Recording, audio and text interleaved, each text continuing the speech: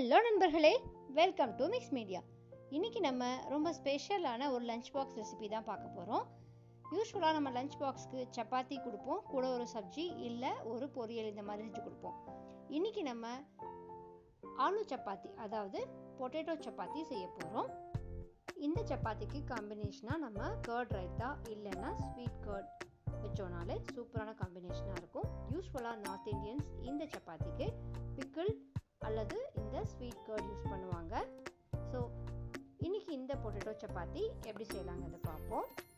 First இந்த சப்பாத்திக்காக நம்ம potatoes நல்லா பாயில் பண்ணி எடுத்துக்க போகிறோம். பாயில் பண்ணும்போதே கொஞ்சம் சால்ட் ஆட் பண்ணிவிட்டு பாயில் பண்ணி எடுத்துக்கலாம்.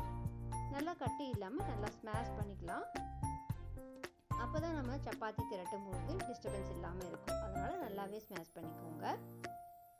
இப்போ நம்ம இந்த மசாலாக்காக ஃபர்ஸ்ட் கடாய் வச்சுக்கலாம். கடாயில் கொஞ்சமாக ஆயில் விட்டுட்டு நல்ல பொடி பொடியாக கட் பண்ண ஆனியன் ஆட் பண்ணிக்கலாம்.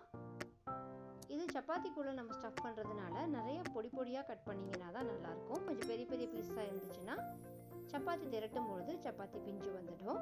அதனால் நல்ல பொடி பொடியாக கட் பண்ணி ஆட் பண்ணிக்கோங்க. இப்போ இந்த ஆனியன் நல்லா ஃப்ரை ஆகி கோல்டன் ப்ரௌன் வந்ததுக்கு அப்புறமா நம்ம டொமேட்டோ ஆட் பண்ணிக்கலாம்.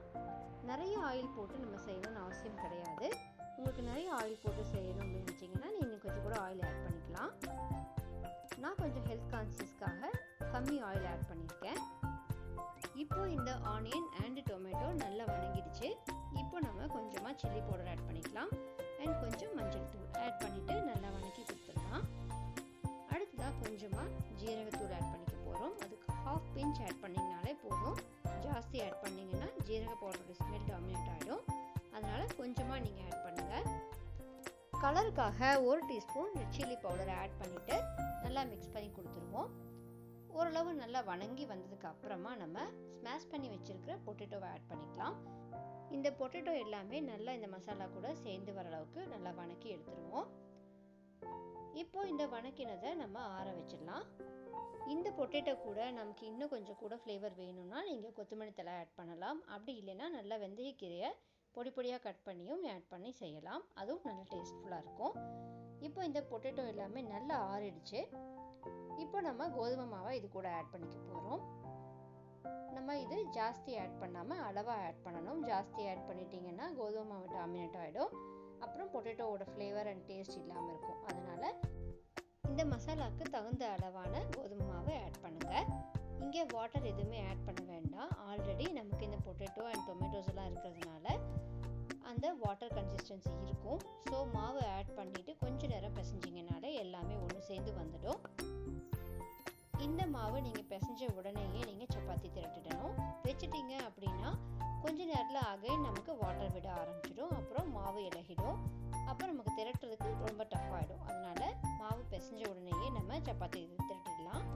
நல்லா சாஃப்டாக இருக்கும். இது பாருங்கள், மாவு நல்லா பிசைஞ்சாச்சு, நல்லா சாஃப்டாகவும் வந்தாச்சு. இப்போ நம்ம சப்பாத்தி திரட்டிடுவோம். இதுக்காக நம்ம இப்போ சப்பாத்தி கடை எடுத்துப்போம். பாருங்கள், நல்லா பிசையும் பொழுதே நமக்கு கையில் ஒட்டவே இல்லை. சப்பாத்தி மாவு நல்லா சாஃப்டாக வந்தாச்சு. நம்ம பிசையவே நமக்கு மாவு நல்லா இலகி கொடுத்துடும். அதனால் நீங்கள் மாவு கரெக்டாக போடணும். ஜாஸ்தியும் ஆட் பண்ணக்கூடாது, கம்மியாகவும் ஆட் பண்ணக்கூடாது. இப்போ நம்ம சப்பாத்தி திரட்டிடுவோம். உங்களுக்கு இன்னும் கொஞ்சம் கூட ஆயில் ஆட் பண்ணணும்னா இந்த மாவு பிசையும் போது கொஞ்சம் ஆயில் ஆட் பண்ணிவிட்டு அப்புறமா நீங்கள் மாவு பிசைஞ்சு வச்சுக்கலாம். நான் யூஸ்வலாகவே ஆயில் எல்லாத்தையுமே கொஞ்சம் கம்மியாக தான் ஆட் பண்ணுவேன். இப்போ பாருங்கள், நம்ம பவுடர் போட்டு நல்லா திரட்டிடுவோம். கொஞ்சம் பொறுமையாக திரட்டணும். போட்டு ரொம்ப வேகமாக திரட்டணும்னாலும் நம்ம மாவு எல்லாமே ஒட்டிக்கும். அதனால் அளவாக பொறுமையாக திரட்டி எடுத்துக்கோங்க. இந்த சப்பாத்தியை நீங்கள் லஞ்ச் பாக்ஸ்க்கு பேக் பண்ணி கொடுத்துடலாம். இல்லை நம்ம ட்ராவலில் எங்கேயாவது போகணுன்னாலும் இதை எடுத்துகிட்டு போகலாம். நல்லா சாஃப்டாகவே இருக்கும் ரொம்ப நேரத்துக்கு. இது கூட நமக்கு ஒரு ஸ்வீட் லஸ்ஸி இருந்துச்சுனாலே போதும். இல்லை நம்ம டொமேட்டோ சாஸ் அல்லது பிக்கிள் ஆட் பண்ணிக்கலாம்.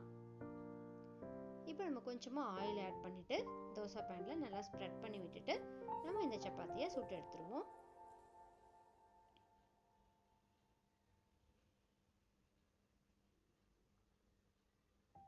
சப்பாத்தி நல்லா சுட்டதுக்கு அப்புறமா ஃபைனலாக நம்ம கீ அப்ளை பண்ணிடுவோம்.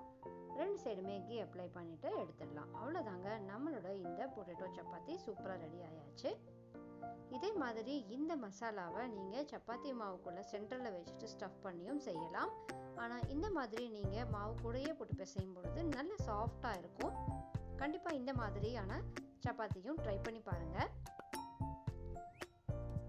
இந்த சப்பாத்தி பாருங்கள் எவ்வளோ சாஃப்டாக வந்திருக்கு அப்படின்ட்டு. இதே மாதிரி நீங்கள் நிறைய வெஜிடபிள்ஸையும் கூட ஆட் பண்ணிவிட்டு சப்பாத்தி பண்ணலாம், அதுவும் நல்லா வரும். அவ்வளோதாங்க, இந்த மாதிரியான சிம்பிளான குயிக்காக செய்யக்கூடிய ரெசிபிஸ்க்காக நம்ம சேனலை மறக்காமல் சப்ஸ்கிரைப் அண்ட் லைக் பண்ணிவிட்டு காத்துருங்க. டாட்டா, பாய் பாய்.